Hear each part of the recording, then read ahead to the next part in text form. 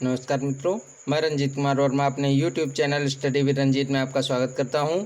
मित्रों, मैंने अपने पिछले वीडियो में आपको कक्षा 3 भूगोल का पाठ 3 अपवाह पाठ के विषय में पढ़ाया था और आज उसी पाठ के पार्ट 2 के बारे में मैं आप लोगों को पढ़ाऊँगा। तो पिछले वीडियो में बच्चों मैंने आपको गार्ज तथा हिमालय की अवस्थाएं, सारी नदियों की अवस्थाओं के बारे में पढ़ाया था और मैं आज आपको इस वीडियो में प्रायद्वीपीय नदियाँ, अपवाह प्रतिरूप, हिमालयी नदियाँ तथा कुछ नदी तंत्र की नदियों के बारे में पढ़ाऊँगा। नदियों का जो तंत्र होता है उसके बारे में पढ़ाऊँगा।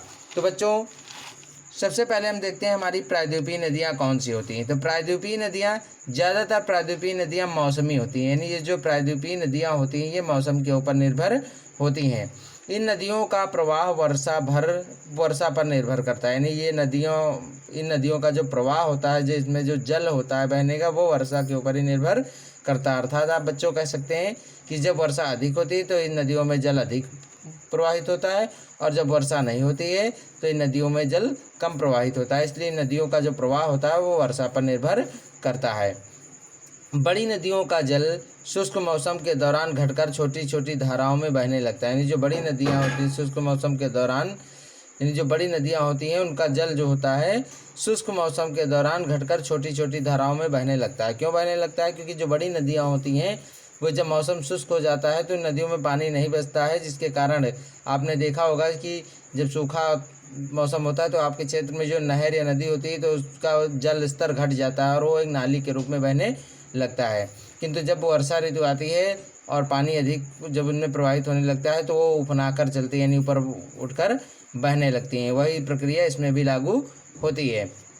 तो बच्चों, प्रायद्वीपीय नदियों की लंबाई हिमालय की नदियों की अपेक्षा कम होती है, यानी जो प्रायद्वीपीय नदियाँ होती हैं उनकी लंबाई जो हिमालय की नदियों की अपेक्षा कम होती है। क्यों कम होती है? क्योंकि प्रायद्वीपीय नदियों में बारिश का जल ही केवल आता है और जो हिमालयी नदियाँ होती हैं उनमें बच्चों वर्षा के जल के साथ साथ ग्लेशियर जो है बर्फ़ पिघलती है पहाड़ों से, उनका जल भी आता है, जिसके कारण ये नदियाँ बहुत अधिक लंबी होती हैं। किंतु प्रायद्वीपीय नदियाँ बहुत कम लंबी होती हैं और ये छिछली होती हैं। इनमें से कुछ नदियाँ केंद्रीय उच्च भूमि से निकलती हैं, यानी इनमें से जो कुछ नदियाँ होती हैं वो केंद्रीय उच्च भूमि से, जो हिमालय के उच्च भाव केंद्र स्थल होता है वहाँ से निकलती हैं और ये पश्चिम की ओर प्रवाहित होती हैं। प्रायद्वीपीय भारत की अधिकांश नदियाँ पश्चिमी घाट से निकलकर बंगाल की खाड़ी की ओर प्रवाहित होती हैं, यानी जो प्रायद्वीपीय भाग की अधिकांश नदियाँ हैं वो कहाँ से पश्चिमी घाट से निकलती हैं और बंगाल की खाड़ी की ओर प्रवाहित होती हैं। तो बच्चों, ये आप बहुत ध्यान से पढ़ लीजिए कि ज़्यादातर इन नदियों में जो प्रायद्वीपीय नदियाँ आती हैं इनमें केवल वर्षा का ही जल आता है और जब वर्षा का जिन क्षेत्रों में वर्षा अधिक होती है तो वहाँ, यानी जब वर्षा अधिक होती है तो इन नदियों का प्रवाह बहुत अधिक होता है। क्यों अधिक होता है? क्योंकि इसमें जो वर्षा के ऊपर ही निर्भर होती हैं नदियाँ, इसमें वर्षा का जल जब आता है तो इनका प्रवाह बढ़ जाता है और जब वर्षा नहीं होती है तो इनका प्रवाह घट जाता है और ये जो नदियाँ होती हैं छिछली होती हैं। इनमें कह सकते हैं आपकी इन नदियों की लंबाई भी बहुत कम होती है और ये नदियाँ छिछली होती हैं, इसलिए इनमें वर्षा का जल आने के कारण ये बहुत कम समय में सूख जाती हैं। आप बता दें आपको आगे अपवाह प्रतिरूप क्या होता है। बच्चों, अपवाह प्रतिरूप के बारे में हम आपको बताएंगे कि एक अपवाह प्रतिरूप में धाराएं एक निश्चित प्रतिरूप बनाती हैं, यानी एक जो अपवाह प्रतिरूप होता है उसमें धाराएं एक निश्चित प्रतिरूप बनाती हैं। ये प्रतिरूप उस क्षेत्र की भूमि का ढाल, जलवायु संबंधी अवस्थाओं एवं अधस्थ संरचना पर आधारित होते हैं, यानी ये जो प्रतिरूप होते हैं, जैसे एक अपवाह प्रतिरूप में धाराएं, यानी अपवाह प्रतिरूप जैसे एक पर्वत के ऊपर से जो धाराएं बहती हैं अपवाह प्रतिरूप में, वे धाराएं एक निश्चित प्रतिरूप बनाती हैं। जो आपने देखा होगा कि ऊंचाई से जो पहाड़ों से जल बहता है तो कई धाराओं में बढ़ता हुआ चला जाता है, जिसके कारण उन धाराओं का प्रतिरूप बनता हुआ, यानी कई रूपों में वो धाराएं विभाजित होती चली जाती हैं, जिससे उस नदी तंत्र का एक प्रतिरूप बन जाता है। कहने का तात्पर्य है कि बच्चों, जब वो ऊपर हिमालय की चोटी से एक धारा निकलती है तो क्योंकि हिमालय समतल भूमि नहीं होती है इसलिए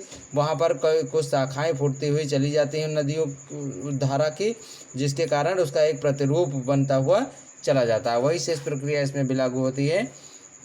कि फिर आगे ये प्रतिरूप उस क्षेत्र की भूमि का ढाल, जलवायु संबंधी अवस्थाओं एवं आधारस्थ संरचना पर आधारित होते हैं। ये जो प्रतिरूप होते हैं उस क्षेत्र की भूमि की ढाल और जलवायु संबंधी अवस्थाओं एवं आधारस्थ संरचना, यानी भूमि की जो अधमानवता भूमि, यानी भूमि की जो संरचना होती है उस पर ही आधारित होते हैं। यानी जहाँ जैसी भूमि होती है वैसा वहाँ ही धाराओं का प्रतिरूप वैसा ही बनता है।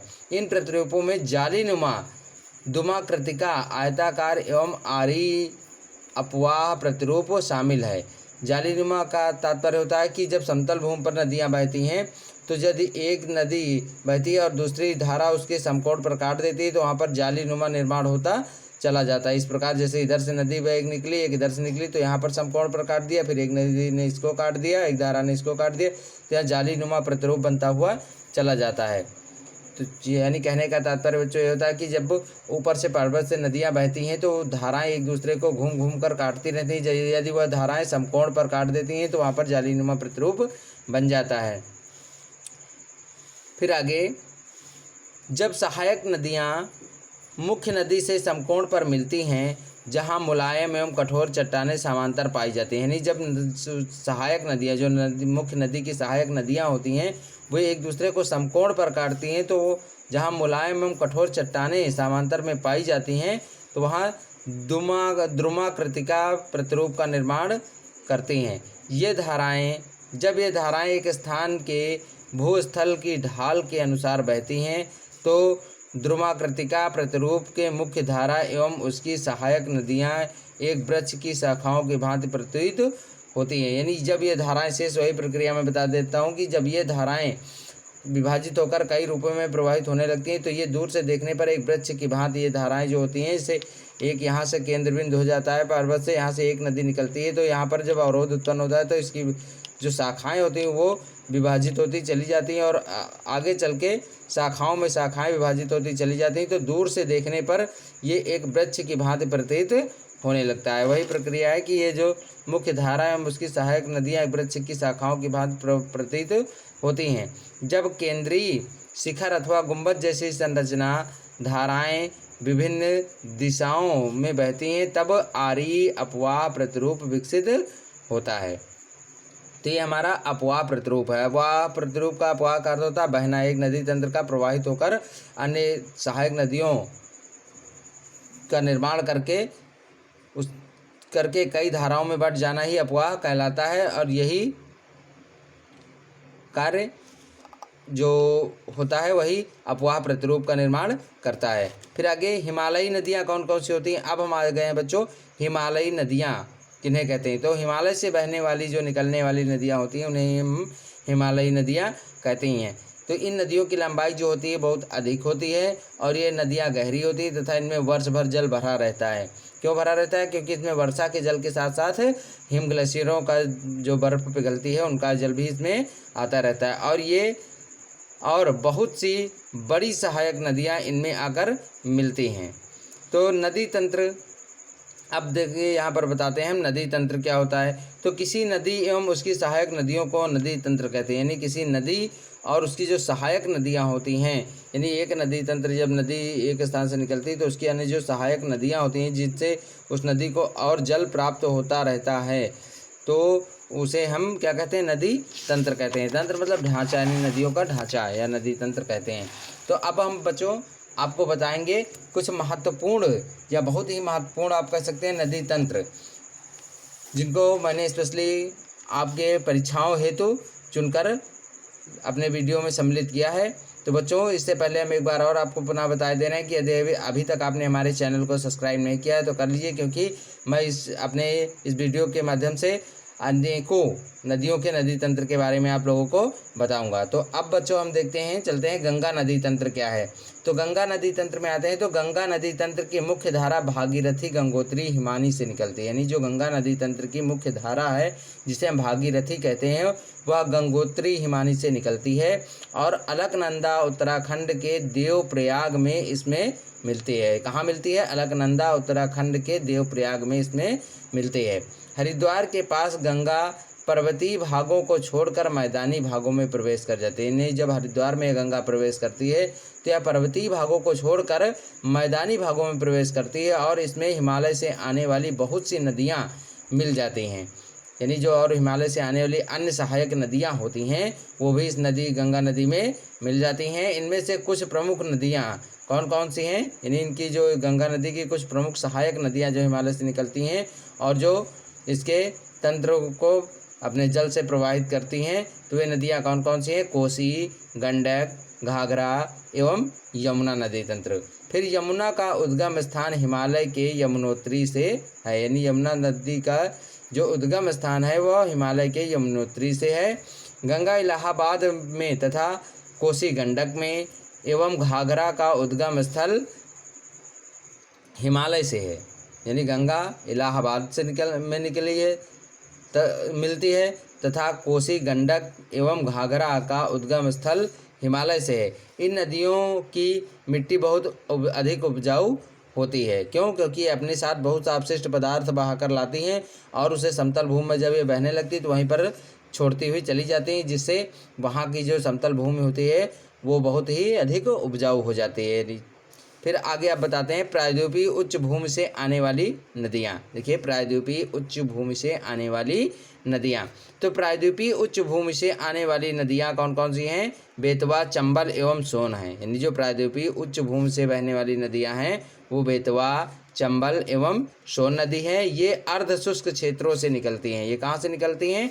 ये नदियाँ अर्ध शुष्क क्षेत्रों से निकलती हैं और इनकी लंबाई बहुत कम होती है। क्यों कम होती है? क्योंकि ये अर्ध शुष्क क्षेत्रों से निकलती हैं जहाँ पर वर्षा बहुत कम होती है और कभी कदार होती है, इसलिए इन क्षेत्रों में बर्फ़ का जल भी यानी ग्लेशियरों का भी जल बहुत कम आता है, नहीं ना के बराबर आता है। इसलिए जब यहाँ वर्षा कम होती है तो यहाँ का क्षेत्र जो होता है अर्ध शुष्क क्षेत्र होता है, इसलिए इनमें कभी कदार वर्षा का जल आता है, इसलिए इनकी लंबाई बहुत कम होती है और इनमें पानी भी कम होता है। इन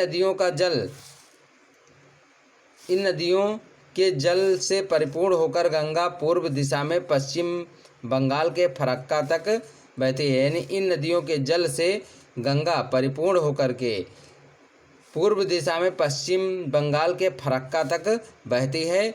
ये गंगा डेल्टा का उत्तरी भाग है, यानी यह जो गंगा है यह डेल्टा का उत्तरी भाग है। यहाँ नदी दो भागों में विभाजित हो जाती है। यहाँ जो गंगा नदी है वो दो भागों में विभाजित हो जाती है। भागीरथी हुगली दक्षिण की ओर बहती है तथा यानी जो भागीरथी हुगली है वो दक्षिण की ओर बहती है और डेल्टा के मैदान से होकर बंगाल की खाड़ी में गिर जाती है। यानी जो भागीरथी हुगली है वह दक्षिण की ओर बहती है और डेल्टा के मैदान से होकर के बंगाल की खाड़ी में गिर जाती है और इसकी मुख्य धारा है वो दक्षिण की तरफ बहती हुई बांग्लादेश के तरफ प्रवेश करती है और वहाँ ब्रह्मपुत्र नदी इसमें आकर मिल जाती है। यानी वहीं पर बांग्लादेश में जो ब्रह्मपुत्र नदी है इस गंगा में आकर मिल जाती है तथा ब्रह्मपुत्र जो समुद्र में विलीन होने से पहले मेघना के नाम से जानी जाती है और जो ब्रह्मपुत्र नदी है वो समुद्र में विलीन होने से पहले यानी जो ब्रह्मपुत्र नदी है यह बांग्लादेश में आकर मिल जाती है और यहीं विलीन होती है, लेकिन ये समुद्र में विलीन होने से पहले इस ब्रह्मपुत्र को मेघना के नाम से जाना जाता है और इस गंगा नदी की लंबाई यहाँ पर 2500 किलोमीटर से अधिक है। यानी जो गंगा नदी हिमालय से निकलती है तो वहाँ से और बांग्लादेश तक की इसकी लंबाई मेघना तक इसकी लंबाई 2500 किलोमीटर से अधिक है।